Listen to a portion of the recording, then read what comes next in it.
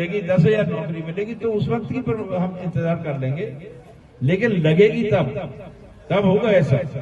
तो भाई उसको तो लगवाना है। जो मर्जी विरोध कर ले, जिस मर्जी राजनीति के तहत वो इसका विरोध करे, हम उसका मुकाबला करेंगे, संघर्ष करेंगे और आईएमपी लगा के रहेंगे और आपका सहयोग चाहिए। लगेगी तभी अगर आपका सहयोग मिलेगा, क्योंकि मेरे अकेले से नहीं लग सकती। मैं ऐसे गलत बोलूं, ये मेरे अकेले के करने का काम नहीं है।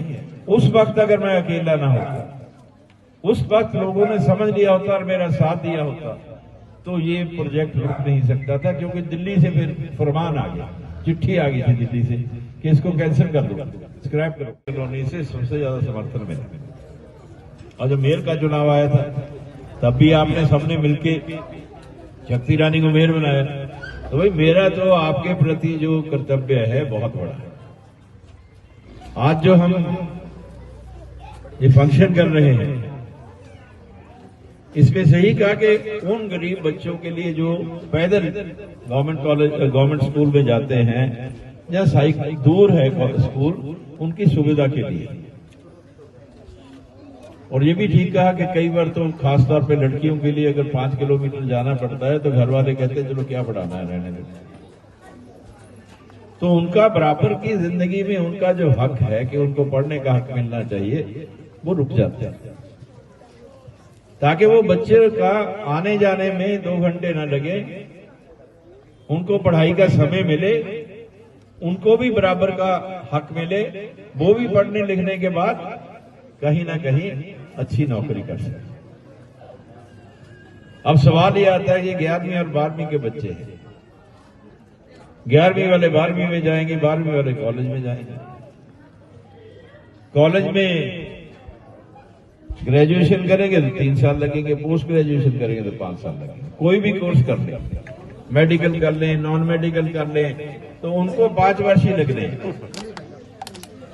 यानी आज से 5 वर्ष के बाद ज्यादा से ज्यादा कोई शायद ग्रेजुएशन करके नौकरी करना चाहे 3 साल के बाद, हो सकता है कोई 10+2 के बाद ही नौकरी करना चाहे, या कोई कोर्स करना चाहे 1 साल का, 2 साल का, या फिर कोई पोस्ट ग्रेजुएशन कर ले तो 5 साल लगता है। मेरा कहने का मतलब है कि आज से इन बच्चों के लिए जो 12वीं में है, कुछ बच्चों के लिए तो नौकरी चाहिए 1 साल के बाद, कुछ बच्चों को नौकरी चाहिए 3 साल के बाद, और कुछ बच्चों को नौकरी चाहिए 5 साल के बाद।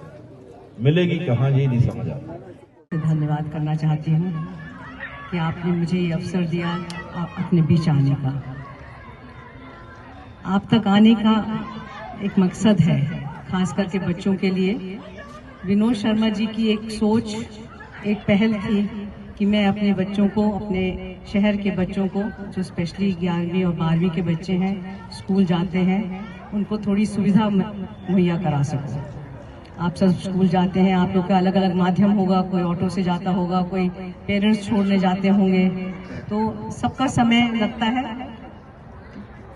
इसी विचार के अंतर्गत उन्होंने आप सबको ये साइकिलें देने का मन बनाया, और पूरे अम्बाला विधानसभा क्षेत्र में जितने भी बच्चे हैं 11वीं और 12वीं के, चाहे वो शहर के हैं चाहे वो गांव के हैं, उन सबको उन्होंने साइकिल देने का मुहैया कराया।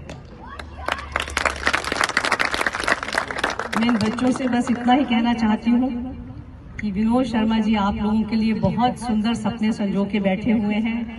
वो चाहते हैं कि जो मेरे अम्बाला के बच्चे आज 11वीं 12वीं 10वीं के हैं, वो कल हमारे शहर का फ्यूचर है, हमारा अगंत है। तो आप सबसे उम्मीद रखते हैं कि आप अच्छे से पढ़ाई करें। अब जो भी सब्जेक्ट आप चूज करें या जिस भी लाइन में आप जाना चाहें, उसमें एक्सेल करें। आपके पास बहुत सारे उदाहरण हैं, अम्बाला से बहुत सारे बच्चे और बहुत ऑफिसर्स हैं जो बहुत अच्छी अच्छी पोस्ट पे हैं, और बहुत ऐसे नेता भी हुए हैं जो टॉप लेवल के नेता हैं, वो अम्बाला से निकल के गए हैं। तो ये नहीं है कि आप सब में वो काबिलियत नहीं है या आप में वो दिमाग नहीं है। आप बच्चों के पास बहुत सक्षम है आप सब। मेरे ख्याल से सबसे ज्यादा बच्चे यहाँ कॉमर्स के होंगे, है ना, कि आर्ट्स के हैं ज्यादा?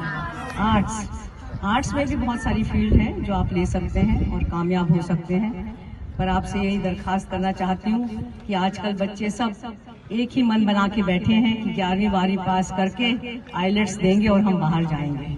तो मैं आपसे रिक्वेस्ट करना चाहती हूँ कि आप अपना फ्यूचर अपने देश में बनाएं, ना कि बाहर जाने की सोचें। और आपका फ्यूचर बनाने के लिए विनोद शर्मा जी एक संघर्ष कर रहे हैं और मुझे उम्मीद है कि आप सब उनका साथ देंगे उस संघर्ष में। उनका एक सपना है, वो IMT स्थापित करना चाहते थे अम्बाला में। 2009 में उन्होंने ये अपना सपना पूरा करने की कोशिश की थी।